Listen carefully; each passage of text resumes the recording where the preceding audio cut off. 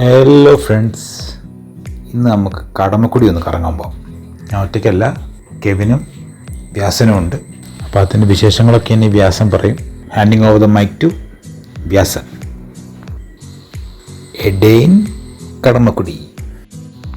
സാധാരണ സിനിമകളിലൊക്കെ കാണിക്കുന്ന കടമുടി, അതായത് വലിയ കടമുടി. അങ്ങോട്ടേക്ക് പോകുന്നതിന് മുന്നേ നമുക്ക് ചെറിയ കടമക്കുടി കൂടി ഒന്ന് കണ്ടിട്ട് പോകാം. അവിടേക്ക് പോകുന്ന റൂട്ട് എങ്ങനെയാണെന്ന് വെച്ചാൽ, എടപ്പള്ളിയിൽ നിന്ന് വരുമ്പോൾ ചേരാനല്ലൂരിൽ നിന്ന് ലെഫ്റ്റ് നേരെ കണ്ടെയ്നർ റോഡിൽ നിന്ന് ഒരു യു ടേൺ ലെഫ്റ്റ് തിരിഞ്ഞ് വിഴല പാലം വഴി നമുക്ക് ചെറിയ കടമുടിയിലേക്ക് പോകാം. ഈ സ്ഥലം ഒരു ഫോട്ടോഷൂട്ടിന് പറ്റിയ ആംബിയൻസ് ഉള്ള സ്ഥലമാണ്. അത്യാവശ്യം ഫോട്ടോഷൂട്ടും കാര്യങ്ങളൊക്കെ എടുക്കാൻ വേണ്ടി നിങ്ങൾക്ക് ഈ സ്ഥലം വിനിയോഗിക്കാവുന്നതാണ്. ഈ പാലത്തിൽ നിന്ന് വലതേക്ക് തിരിഞ്ഞ് താഴേക്ക് പോയി കഴിഞ്ഞാൽ നമുക്ക് ചെറിയ കടമക്കുടിയിലേക്കാണ് നമ്മൾ പോകുന്നത്. അപ്പോൾ ഞങ്ങളിങ്ങനെ കാഴ്ചകളൊക്കെ കണ്ട് മുന്നോട്ട് പോകുന്തോറും റോഡിൻ്റെ വീതി കുറഞ്ഞു വന്നു. പെട്ടെന്ന് ചെറിയൊരു പാലത്തിൻ്റെ അടുത്ത് വന്നപ്പോൾ റോഡ് ഭയങ്കര കൺജസ്റ്റായി. പെട്ടെന്നുള്ള റോഡിൻ്റെ അവസ്ഥ കണ്ട് ഡ്രൈവ് ചെയ്ത കെവിൻ ഒന്ന് ഞെട്ടി. ഞങ്ങൾ പിന്നെ അവിടെ വണ്ടി ഒതുക്കി അവിടെ നിന്ന് ഒന്ന് രണ്ട് ഫോട്ടോസും ഒക്കെ എടുത്ത് പതിയെ മുന്നോട്ട് നടന്നു.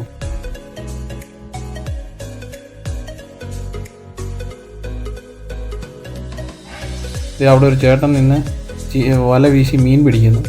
കുറച്ച് നേരം അദ്ദേഹത്തോട് കുശലമൊക്കെ പറഞ്ഞ് ഒന്ന് രണ്ട് ഫോട്ടോസും ഒക്കെ എടുത്ത് മുന്നോട്ട് നടക്കുന്ന വഴിയിൽ മിലിറ്ററി ഇവിടെ ഉണ്ടാക്കിയ ഒരു ബെയിലി പാലം കാണാം.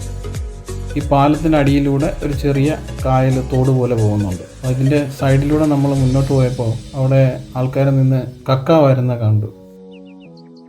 ഈ നാറി എനിക്ക് ചെറുപ്പം തൊട്ടേ അറിയാം. ഇവനെക്കാളും വലിയ വായി നോക്കി ഈ പഞ്ചായത്തിൽ വേറെ ഉണ്ടാവില്ല. ഇവിടുത്തെ കാഴ്ചകൾക്ക് ശേഷം ഞങ്ങൾ വാഹനം തിരികെ എടുത്ത് വലിയ കടമുടിയിലേക്ക് പതിയെ യാത്രയായി. അങ്ങനെ ഞങ്ങൾ കുറച്ച് മുന്നോട്ട് വന്നപ്പോൾ അവിടെ ഒരു ചെറിയ ജംഗ്ഷൻ എത്തി. അവിടെ ഒരു കടയുണ്ടായിരുന്നു. ആ കടയിൽ നിന്ന് ലേശം വെള്ളമൊക്കെ കുടിച്ച് ആര്യൻ രണ്ട് കോലുമുട്ടായി ഒക്കെ മേടിച്ച് ഒന്ന് രണ്ട് സ്നാക്സ് ഐറ്റംസ് വാങ്ങിച്ച് വഴി കുറച്ച് കൺഫ്യൂഷൻ അടിച്ച് തന്നപ്പം ഒരാൾ 2 വീലർ വന്ന് ഞങ്ങൾക്ക് വഴി കാണിച്ചു തന്നു. തൊട്ട് മുന്നിൽ കായൽ കണ്ട് കെവിൻ രണ്ടാമതും ഞെട്ടി. ഇതൊരു ആശുപത്രിക്ക് സമീപമുള്ള ഒരു ജെട്ടിയാണ്.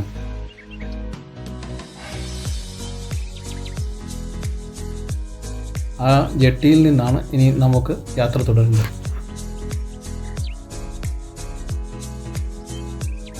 അല്പം ആയാസപ്പെട്ടിട്ടാണെങ്കിലും കെവിൻ നമ്മുടെ കാറ് ആ ജങ്കാറിലേക്ക് കയറ്റി അതിനുള്ളിൽ കയറുന്നത് വരെ വലിയ വെപ്രാളത്തിലായിരുന്നു.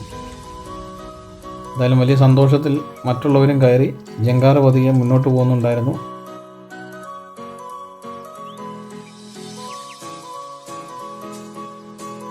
ആര്യൻ ഒരു സിനിമ സ്റ്റൈലിൽ തൊപ്പിയൊക്കെ വെച്ച് കായലിൻ്റെ കാഴ്ചകൾ ആസ്വദിക്കുന്നുണ്ടായിരുന്നു.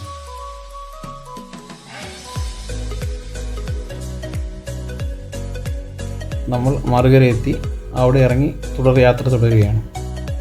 ഇരുവശവും സംഭവബഹുലമായ കാഴ്ചകളൊക്കെ കണ്ട് സിനിമകളുടെയൊക്കെ ഒരു ഷൂട്ടിംഗ് സ്പോട്ട് കൂടിയായ വലിയ കടമുടിയിലേക്ക് കടന്നിരിക്കുകയാണ്. ഞങ്ങളന്ന് വരുന്ന വഴിയിൽ അവിടെ ഒരു ഷൂട്ടിംഗ് നടക്കുന്നുണ്ടായിരുന്നു. പിന്നെ ഒരു ചെറിയ ഫോട്ടോ സെക്ഷനും.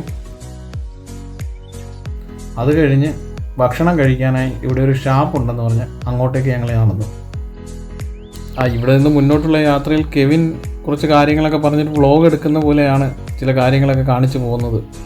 അവൻ എന്തിനാണത് പറഞ്ഞതെന്നുള്ളത് ആ രഹസ്യം ഞങ്ങളോടൊപ്പം മണ്ണിൽ അലിഞ്ഞു പോട്ടെ. അങ്ങനെ ഞങ്ങൾ പതിയെ നടന്ന് ഈ ഷാപ്പിലെത്തി. പൊതുവേ വ്ളോഗുകളിലെല്ലാം ഇവിടുത്തെ ഭക്ഷണം വളരെ മികച്ചതാണെന്നൊക്കെ കാണാറുണ്ട്. ഞങ്ങളവിടെ ചെന്നപ്പോൾ ഞങ്ങൾക്ക് കിട്ടിയ ഭക്ഷണം വളരെ തണുത്തതായിരുന്നു. അതിനകത്ത് എന്തെങ്കിലും മെച്ചം എന്ന് പറയാൻ കൊഞ്ച് ഫ്രൈ ഉണ്ടായിരുന്നു. വെറുതെ ചില ആൾക്കാർ ഹൈപ്പ് കൊടുക്കുന്നതെന്ന് മാത്രമേ ഉള്ളൂ. അതിനെക്കുറിച്ച് കെവിൻ നിങ്ങളോട് പറയും. ഇത്രയും വൃത്തികെട്ട ഫുഡ് എൻ്റെ ജീവിതത്തിൽ ഞാൻ കഴിച്ചിട്ടില്ല. ഈ ഷാപ്പിലെ ഭക്ഷണം ശരാശരി അനുഭവം മാത്രമേ ഉള്ളൂ. കടമുടി ഒരു സാധാരണ ഒരു ഗ്രാമമാണ്. അവിടുത്തെ കുറച്ച് കാഴ്ചകൾ, സൈറ്റ് സീയിങ്ങിന് പറ്റിയ ചില ഇടങ്ങൾ, അത് വളരെ മനോഹരമാണ്. ആ കാഴ്ചകൾക്കപ്പുറത്തേക്ക് വെറും സാധാരണക്കാരായ മനുഷ്യന്മാർ ജീവിക്കുന്ന ഒരു സാധാരണപ്പെട്ട സ്ഥലം, തനി നാട്ടും പ്രദേശം. ടൂറിസം ഡെസ്റ്റിനേഷൻ ആണ് എന്നൊക്കെ പറയുമ്പോഴും ഈ പറയുന്ന പോലുള്ള സംവിധാനങ്ങളൊന്നും അവിടെ ഇല്ല. ഇടുങ്ങിയ റോഡും ബസ് സർവീസ് പോലും അവിടെ ഒരു മെയിൻ ജംഗ്ഷന് വരെയുള്ള. പൊതുവെ നമ്മൾ ഈ സ്ഥലത്തിന്റെ ഭംഗി എപ്പോഴും കാണുന്നത് പലരും ഹെലിക്യാമിൽ എടുക്കുന്ന പൊക്കാളിപ്പാടത്തിന് മുകളിലൂടെയൊക്കെ എടുക്കുന്ന ചില ഷോട്ടുകൾ. നേരിട്ട് പോകുമ്പോൾ പരിമിതമായ നമ്മുടെ കാഴ്ചകളിലേക്ക് വരുന്നത് ഒരിക്കലും ഒരു ഏരിയൽ വ്യൂവിൽ കിട്ടുന്ന വ്യൂ നമുക്ക് നേരിട്ട് ആസ്വദിക്കാൻ പറ്റില്ല.